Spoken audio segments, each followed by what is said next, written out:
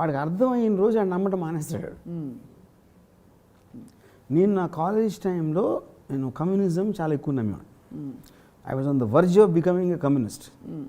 ఆ టైంలో నేను ఐన్ ర్యాండ్ బుక్స్ చదివాను. ఐన్ ర్యాండ్ బుక్స్ అయితే నాకు ఏమర్థమైంది, మీరు ఒక్కడిని నమ్ముతున్నారు అంటే మెయిన్ అర్థం ఏంటి దానికి, వాడికన్నా మీకు తక్కువ తెలుసు, అప్పుడు మీరు ఆయన నమ్ముతారు. అప్పుడు సప్నాకి నాకన్నా ఎక్కువ తెలుసు అని నేను నమ్మినప్పుడు ఇంకొక రోజు సప్న కాకుండా ఇంకెవరో శాంతి అనే ఒక అమ్మాయి సప్నాకి విరుద్ధంగా ఏదో చెప్పింది. అప్పుడు నేను శాంతిని ఫాలో అవ్వట్లే. అప్పుడేంటి, ఓహో మనకు అర్థమైనంత వరకే ఉంది ప్రపంచం అనుకుంటాం తప్పు. అప్పుడు సప్న కాకపోతే శాంతి, ఇంకెవరో లోకప్రియ, ఇంకెవరో ఎక్స్ వై ఏరో చాలామంది ఉంటారు. అప్పుడు నేను అందరి మీద పడిపోయాను వెళ్ళి. నేను from Nietzsche to Immanuel Kant, Socrates అవన్నీ చూసి వాటిలో నాకు నచ్చినవన్నీ జీడిపప్పులాగా తీసుకుని నా ఉప్మా నేను చేసుకున్నాను. Then I don't believe in any of them.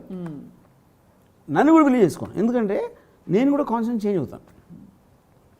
నాకు ఇవాళ ఉన్న ఎక్స్పీరియన్స్, ఇవాళ నేను అర్థమైంది, ఇవాళ నేను ఎవరి దగ్గర నుంచి విన్నది, అది నాకు ఎడిషనల్ థాట్ అవుతుంది నాకు. రైట్. అలాంటప్పుడు నేను నిన్న ఉన్నవాడిని ఇవాళ ఉన్నాడు ఒకటి కాదు. మీరు ఆ కన్సిస్టెన్సీ లేనప్పుడు నమ్మటం అనేది జరగదు. ప్రవహించే నదిలాగా అవే నీళ్లు మళ్ళీ తిరిగి. కరెక్ట్. సో మీరు అనేది ఉప్మాలో జీడిపప్పులు ఏరుకోవాలి కానీ ఉప్మా గిన్నె ఉప్మా తీసుకోకూడదు. అది ఇంకోటి ఏంటి, జీడిపప్పు కన్నా బాదం పప్పు కూడా ఉండడానికి ఛాన్స్ ఉంది, అందుకని జీడిపప్పు దగ్గర స్టిక్ అయిపోద్దు. జీడిపప్పులు కూడా తాత్కాలికం. ఆ ఉప్మాలో జీడిపప్పులు ఉన్నాయి. అది కరెక్ట్. సో మీరు ఇప్పుడు ఫర్ ఎగ్జాంపుల్ ఇది నేను మన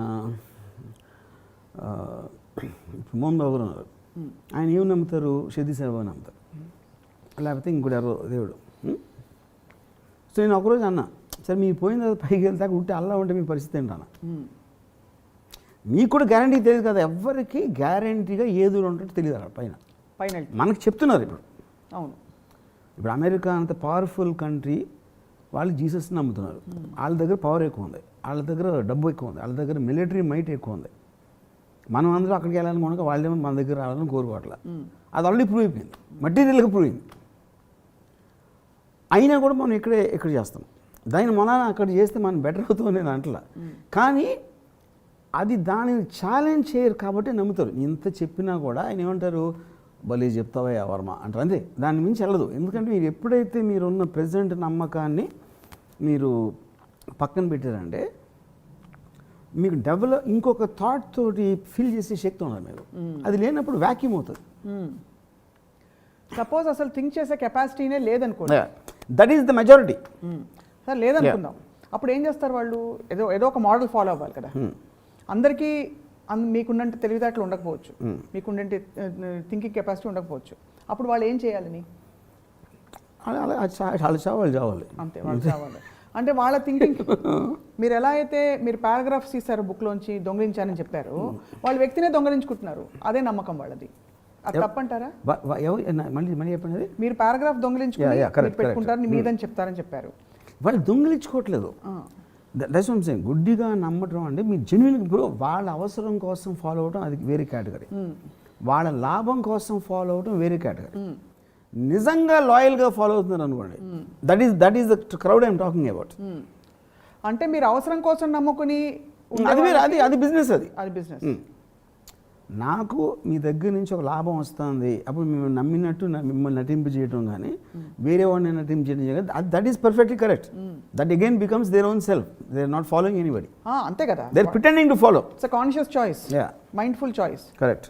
సో ఇప్పుడు మరి చాలామంది గురువులని లేదు భగవంతుడిని వాళ్ళ పద్ధతుల్లో వరాల కోసమే నమ్ముతారు, ఏదో మనం నమ్మితే అది కరెక్టే కదా, అది మైండ్ఫుల్ చాయిసే కదా. అది that is mixed with ego.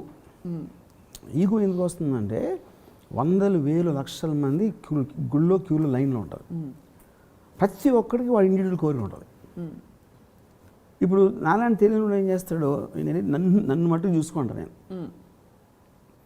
మట్టుకొని వాడు అండో, కానీ నన్ను చూసుకోండి, నన్ను మట్టుకు చూసుకుంటే వేరే వాళ్ళని కేర్ చేయదని చెప్తున్నా నేను ఏదైనా బ్రాకెట్లో. అప్పుడు మీకు ఫస్ట్ లిస్ట్లో ప్రయారిటీ వస్తుంది. నన్ను చూసుకో దేవుడా అంటే only I'm making a 1-to-1. నన్ను మట్టుకు చూసుకోవాలంటే వేరే వాళ్ళని వదిలే.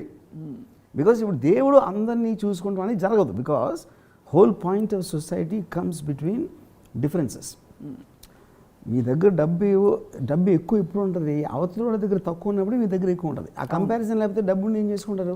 ఇప్పుడు మీరు మిలియనేర్ అయ్యి నేను మిలియనేర్ అయితే అసలు మీనింగ్ లేదు, అదే దానికి వాల్యూ లేదంటారు. సో పుట్టిన ప్రతి మనిషి నేనే బాగుండాలి, నాకు డబ్బు ఉండాలి, ఐశ్వర్యం ఉండాలి, మా ఫ్యామిలీ బాగుండాలి అంటే ఇప్పుడు అందరూ బాగుండాలి. దేవుడు ముందు అందరూ సమానం, వాళ్ళే చెప్తారు.